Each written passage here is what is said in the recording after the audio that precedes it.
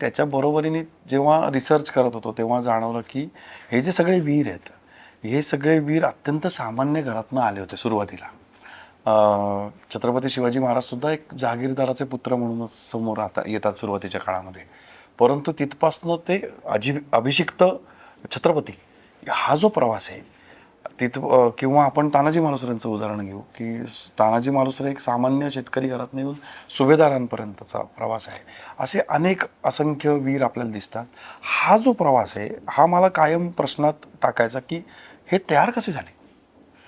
आजूबाजूला ज्या 5 पातशाया आहेत त्या बलाढ्य आहेत, ज्यांच्याकडे असंख्य सैन्य आहे, भरपूर खजिना आहे, दारुगोळा सामग्री सगळ्यांनी ते रेलचेल आहे त्यांची. आणि असं असताना हे यांच्याशी लढायला या घरातल्या बायका म्हणजे आई बहीण पत्नी या कशा पाठवत असतील आपल्या पुरुषांना घरातल्या. तर मग मला ते उलगडत गेलं की ह्याच्या मागे संतांनी केलेलं प्रचंड काम आहे.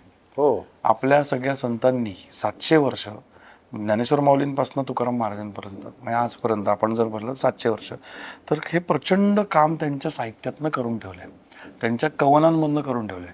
बघा आता आपल्याला हे लक्षात येतं की संत हे खूप चांगले संगीतज्ञ आहेत. त्यांना कळतंय की समाजावर पटकन परिणाम करणारी गोष्ट काय तर संगीत आहे, म्हणून कवनं रचली गेली.